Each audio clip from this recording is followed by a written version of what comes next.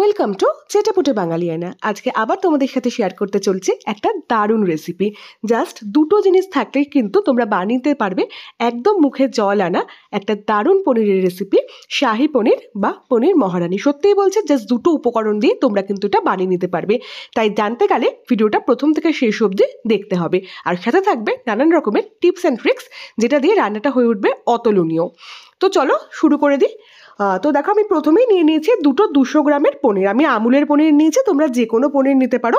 আমার আমুলের পনির ভালো লাগে তাই নিয়েছি, কোনো প্রমোশনাল ভিডিও নয়, আমার আমুলের পনিরটা ভালো লাগে, আমি প্রেফার করি, তাই আমি এটা চুজ করেছি। তোমরা যে কোনো কোম্পানির পনির নিতে পারো। আমি এখানে দুটো পনির নিয়েছি 200 গ্রামের, মানে টোটাল 400 গ্রাম, 400 গ্রাম পনির আমি এখানে নিয়েছি। এবার পনিরগুলোকে খুব ছোট ছোট টুকরো করে কিন্তু কেটে নিতে হবে। দেখো, আমি যেরকম সাইজের টুকরো করছি সেরকম কিন্তু টুকরো করে কেটে নিতে হবে।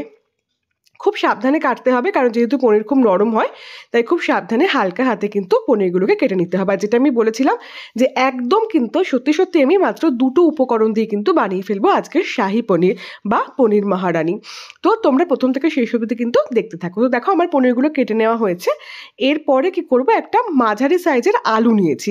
আলুটা তোমরা দিতেও পারো, আবার নাও দিতে পারো। আমি এখানে যেহেতু খুব ছোট ছোট পিস করে আলুটা অ্যাড করবো, তাই আলুটা কিন্তু খারাপ লাগবে না, দেখবে পনিরের সাথে বেশ ভালো মতো মিশে যাবে, ভালোই লাগবে।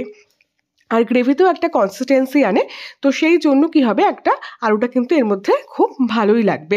তো দেখো, এরকম ছোট্ট ছোট্ট একদম ছোট ছোট টুকরো করে কিন্তু আলুগুলোকে কেটে নিতে হবে। একদম ছোট ছোট টুকরো করে আলুগুলোকে আমি কিন্তু কেটে নিচ্ছি। দেখো, বুঝতেই পারছো কত পাতলা পাতলা টুকরো করে আমি আলুগুলোকে কেটে নিচ্ছি। তো একটা মাঝারি সাইজের আলু আমি কেটে নিলাম একটা 400 গ্রাম কোয়ান্টিটির পনিরের জন্য।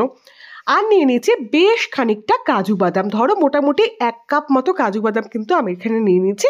এটা ওই তোমার ধরো আধ ঘন্টা 1 ঘন্টার মতো জলে ভিজিয়ে রাখবে, তাহলেই কিন্তু হবে। খুব বেশিক্ষণ ভেজানোর দরকার নেই, মোটামুটি আধ ঘন্টা 1 ঘন্টা ভেজালেই হয়ে যাবে। তারপর সেটা দিয়ে আমি খুব সুন্দর একটা মিহি পেস্ট বানিয়ে নিচ্ছি। আর এদিকে দেখো, পনিরগুলোকে সাদা তেলে, যে কোনো একটা সানফ্লাওয়ার অয়েল বা সয়াবিন অয়েল, যে কোনো একটা সাদা তেলে ভেজে আমি এখানে তুলে নিয়েছি। খুব হালকা হাতে পনিরগুলোকে ভেজে আমি এখানে তুলে নিয়েছি। পনির ভাজাটার সময় আমার খেয়াল ছিল না, তাই দেখানো হয়নি। তো যাই হোক, এখন দেখিয়ে দিচ্ছি। আর দেখো, কড়াইয়ের মধ্যে আমি কিন্তু খুব সামান্য তেল দিয়েছি, আর তার মধ্যে কিন্তু আমি এই যে কাজুর যে পেস্টটা তৈরি করেছিলাম সেটা কিন্তু দিয়ে দিয়েছি, আর তার মধ্যে আলুগুলোকেও আমি দিয়ে দিয়েছি। তো প্রথমে আলুগুলোকে হালকা করে ভেজে নিয়ে ওর মধ্যে কিন্তু আমি কাজুর পেস্টটা অ্যাড করে দিয়েছি। আর এর মধ্যে এখন অ্যাড করে দিলাম কিছুটা চিনি। চিনি দিলে কিন্তু এই ধরনের নিরামিষ রান্নাগুলো খেতে খুব ভালো লাগে, যেহেতু রান্নাটা সম্পূর্ণ নিরামিষ, সেই জন্য কিন্তু আমরা এই চিনিটাকে অ্যাড করছি। তো এই চিনিটাকে অ্যাড করে আস্তে আস্তে ভালো করে মিশিয়ে নিতে হবে।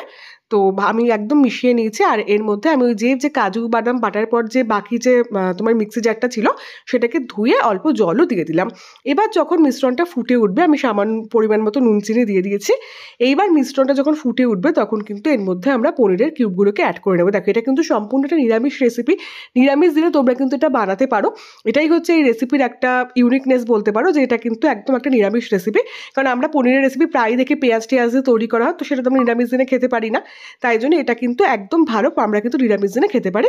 এবার এই ভালো লাগার জন্য বা একটু হালকা ঝালের জন্য আমি এর মধ্যে 3-4টে কাঁচা লঙ্কা অ্যাড করে দিলাম। মাঝখান থেকে অর্ধেক করে নিয়ে 3-4টে কাঁচা লঙ্কা অ্যাড করে বা জাস্ট অল্প একটুখানি ফুটিয়ে নিলে দেখবে একটুখানি যখন ঘন হয়ে যাবে, একটু যখন থিক হয়ে যাবে গ্রেভিটা, তখনই কিন্তু বুঝতে হবে এটা একদম রেডি হয়ে গেছে।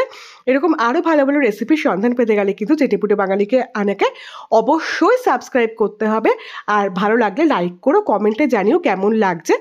আর এরকম রেসিপি কিন্তু প্রত্যেক দিনই আসতে থাকবে তোমাদের কাছে। দেখো, একদম নিরামিষভাবে তৈরি এই শাহি পনিরের রেসিপিটা বা পনির মহারানির রেসিপিটা তোমাদের কেমন লাগলো কমেন্ট করতে ভুলো না কিন্তু, আর চ্যানেলটা সাবস্ক্রাইব